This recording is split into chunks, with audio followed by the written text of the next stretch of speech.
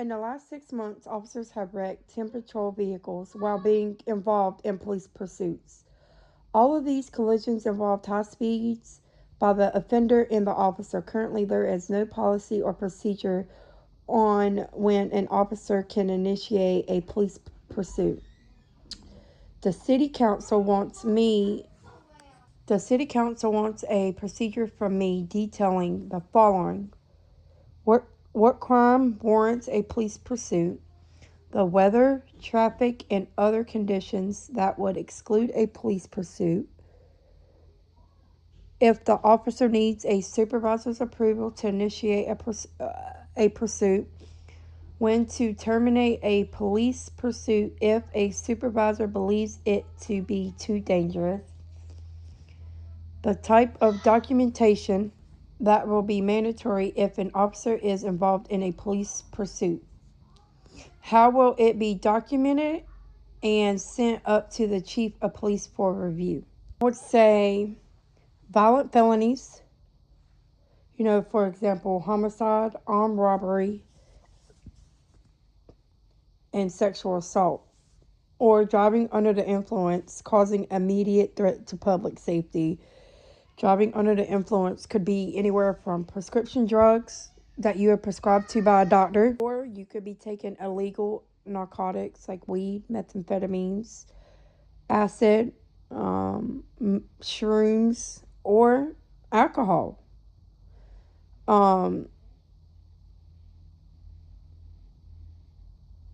Or theft that is on a felony level that may cause immediate threat or massive property damage. Or assault with a deadly weapon, like if you have a crowbar or a bat or a knife, or a hammer or a jack, along those type of things. And then I would also say where the suspect poses an immediate threat to life or serious injury. I would say weather restrictions for an officer not to pursue to initiate a pursuit would be weather conditions like heavy snow, ice, dense fog, heavy rain. I would even say maybe some school zones.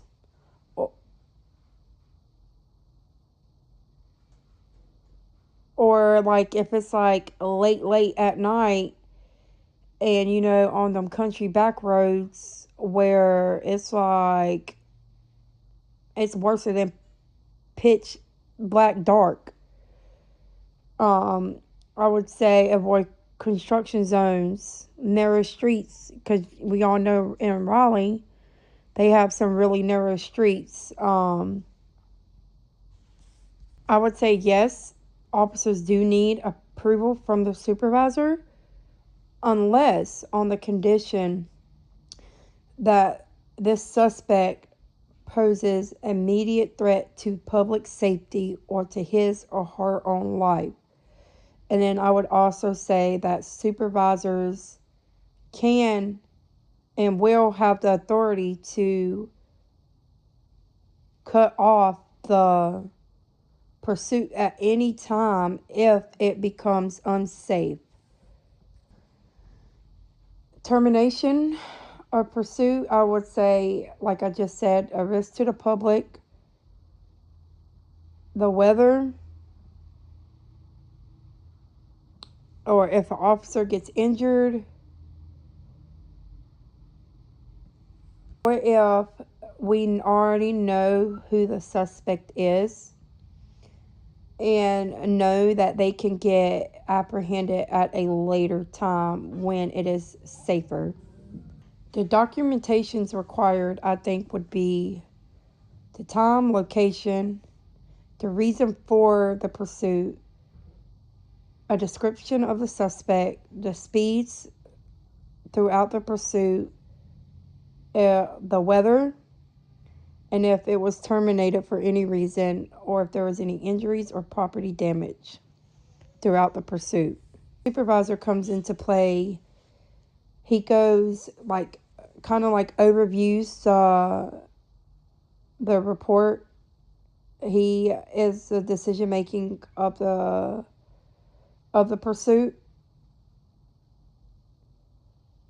and everything has to be turned in within 24 hours of everything happening. I will also say that all officers, we will implement a training service where they are taught safe driving techniques when in a high-speed chase or pursuit. Being able to make split-second decisions in a high-risk environment, and also to improve their documentation and reporting skills. And to hold the officers accountable if they do not comply with this order, they will automatically result in disciplinary actions. And if it continues, they will get suspended with pay first time, second time without pay, and then the third time, depending on how bad the violation is, they will get relieved of all their duties. For the second part, it says, it has come to the attention of the City Council that a 3-block area within the city limits is responsible for 75% of all the calls for service in the last 6 months. Examples of the calls are assault, fights, domestic violence calls, drinking on the street corner, drug selling on the street corner, breaking into houses during the day, and nighttime armed robberies of people walking in the neighborhood.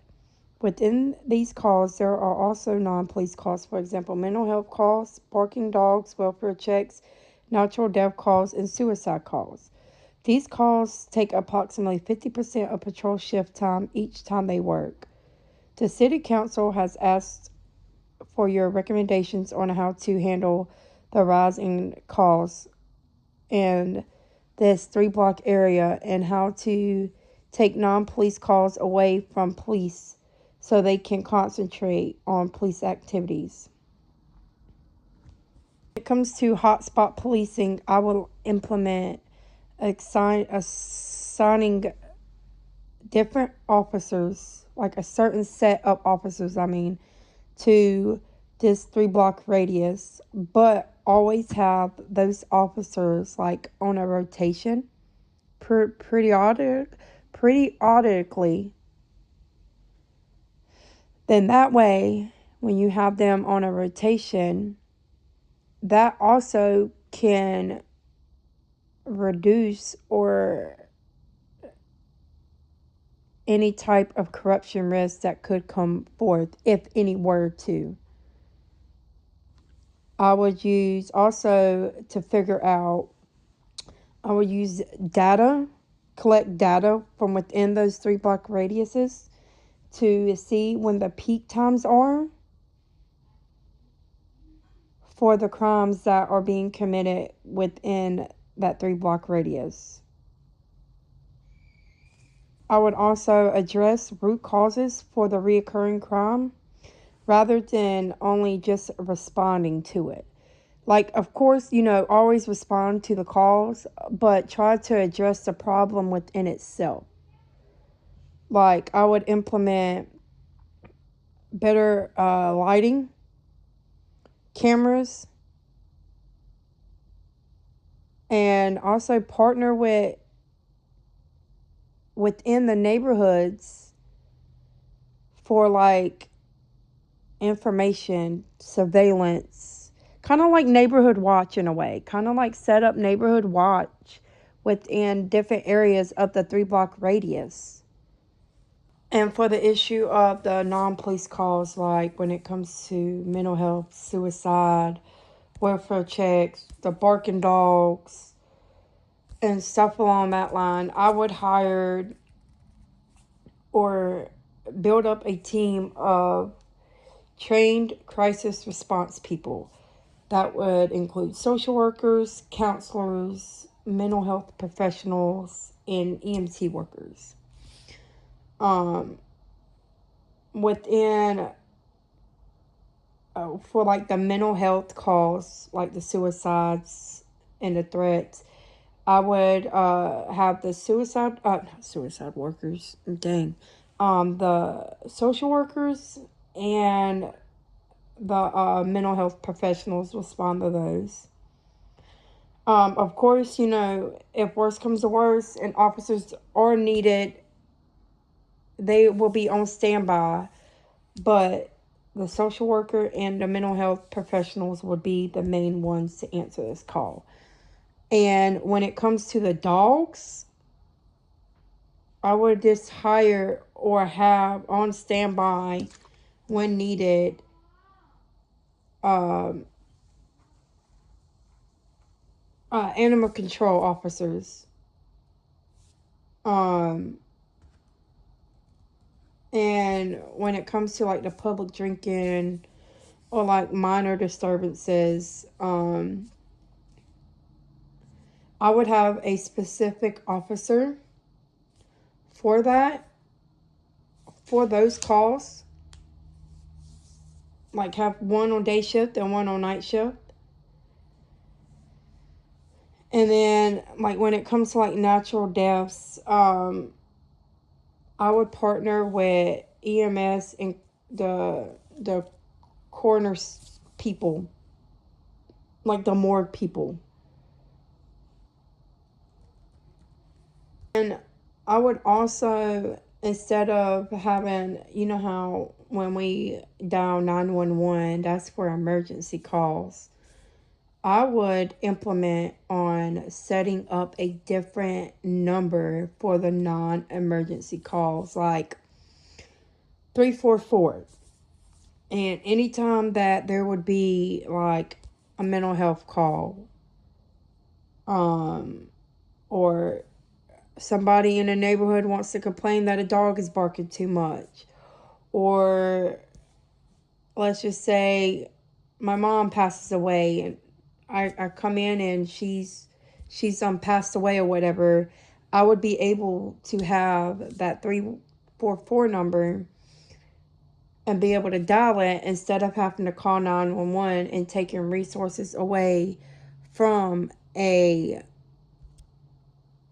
crime that is actually needed for officers, if that makes sense. And when implementing on having better lighting and camera footage within these 3 blocks radius, with the better lighting, it will help capture if anything goes on, because that plays a good role within having the cameras off.